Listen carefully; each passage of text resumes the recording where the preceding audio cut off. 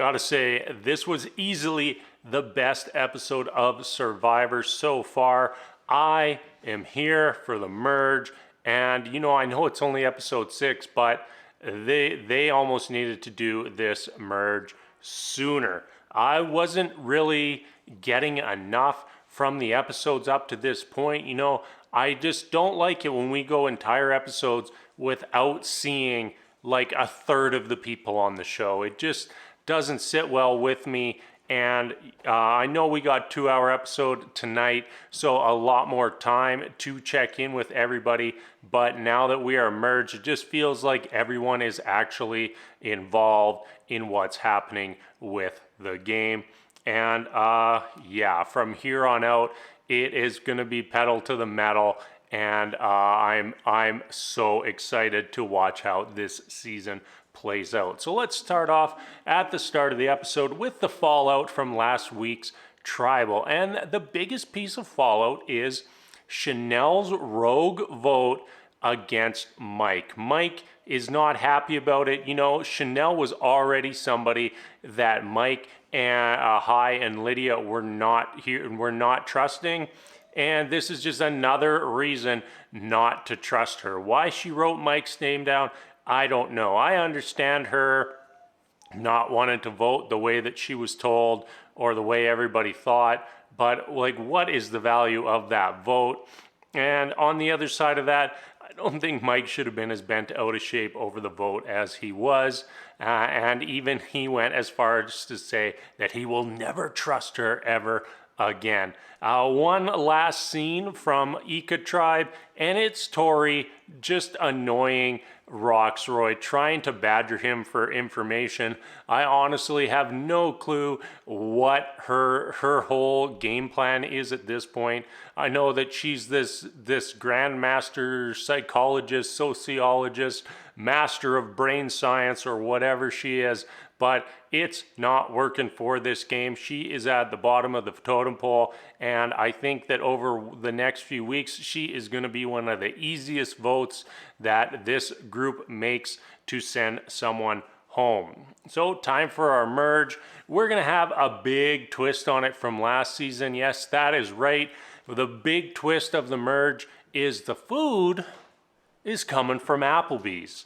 And honestly, the only way you're ever going to get 12 people that excited about some food from Applebee's is going to be to starve them for 2 weeks first. You're not getting 12 people off the street and getting them that hyped up over a meal from Applebee's. A little silly, very, very blatant product placement. Applebee's, Applebee's, Applebee's. But time to drop the buffs and get into the individual portion of our Survivor season. So same as last season, we end up with 2 teams of 5 with 2 people sitting in the middle. The winners are going to have to choose, who gets safety and who has to go on a journey with the allure of a little bit of power sprinkled in. So let's get into the competition. Shockingly, Jonathan's team absolutely obliterated once again. Fans everywhere were shocked, and that doesn't just extend to us. That goes for the people sitting on the sidelines as well. Like Roxroy, he was just giving out free Jonathan reaction shots all competition long. Like he was just in awe of what Jonathan was doing.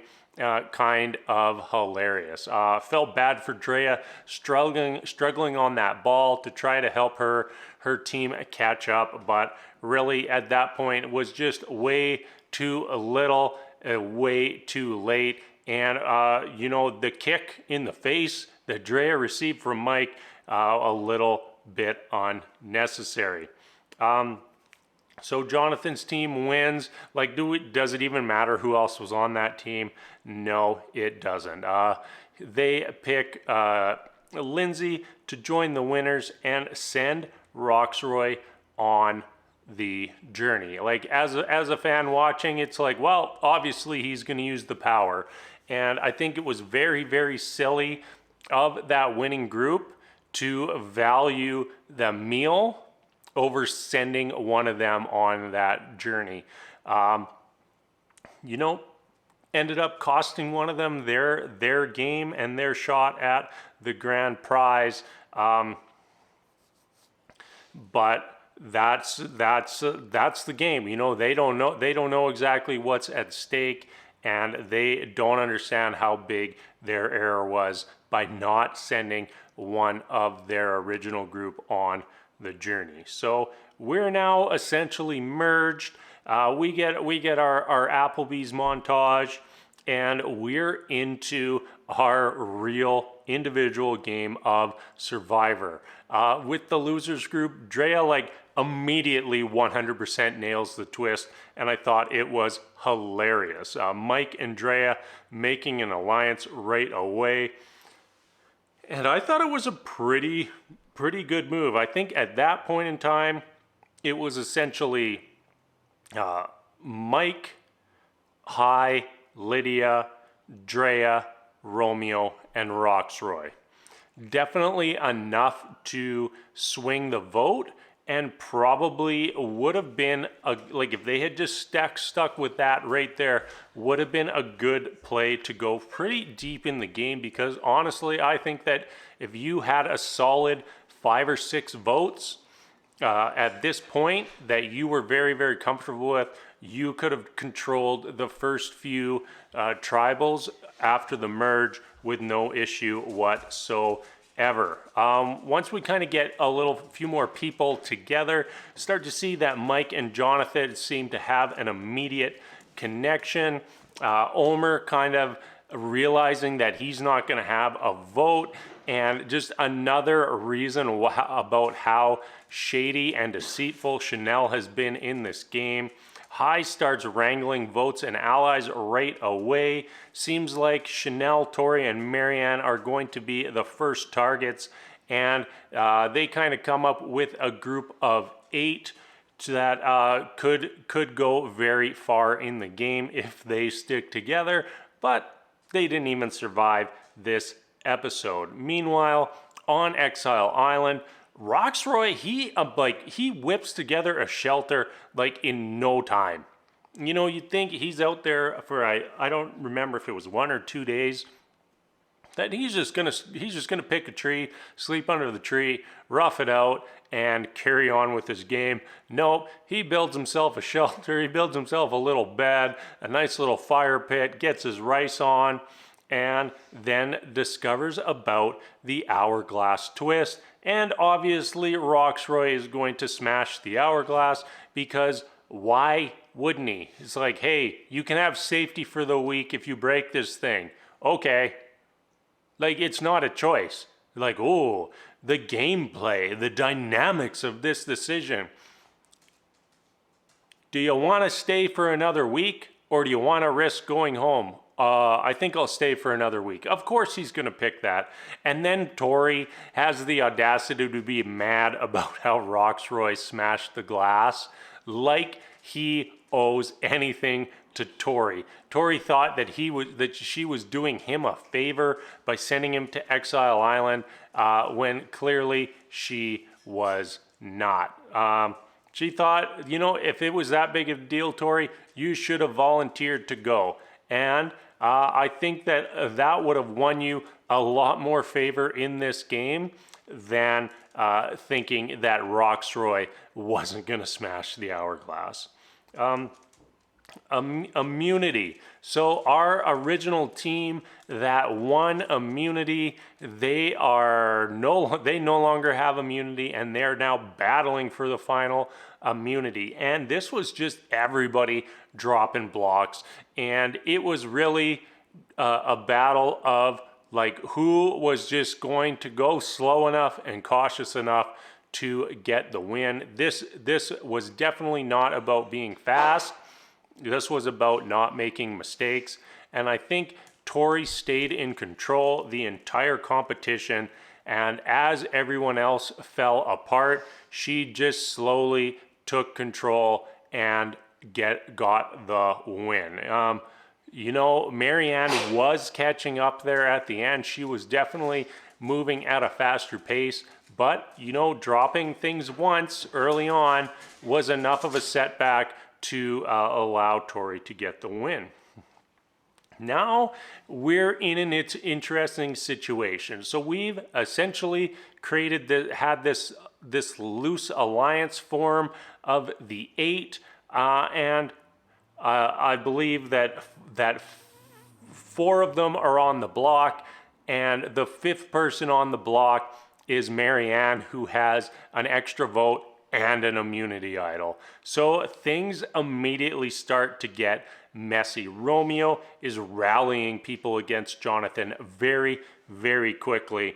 And he was gaining some momentum, but the MVP of the episode, Omar, he really tries to switch the vote to Lydia and has huge success. You know, he's twisting words a little bit, but he really starts to rally everyone against Lydia going into tribal. Hai tries to scramble a little bit to save Lydia and shift the target to Marianne, but before we get any sort of resolution, we head to tribal.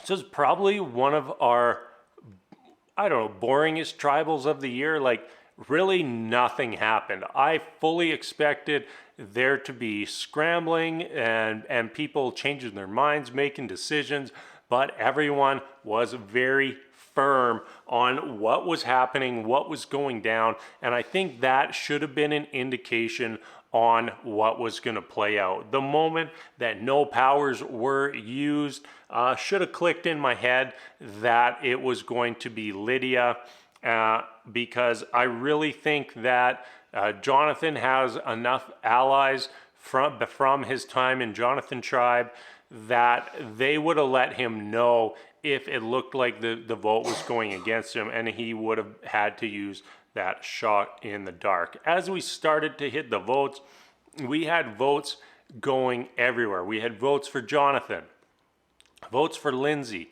votes for Marianne, and then we just got that string of Lydia votes, and she gets voted out. One interesting thing I wanted to point out about the votes: Hai voted for Lydia. So he switched and he decided to stick with that with his new group and to cut ties with his #1 ally.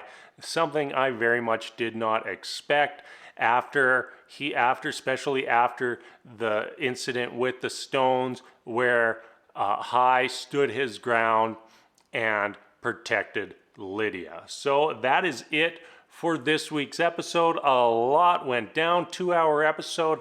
The tribes are merged, and the game gets very, very interesting from here. So as always, everybody, thank you so much for watching, and until next time, we will see you later.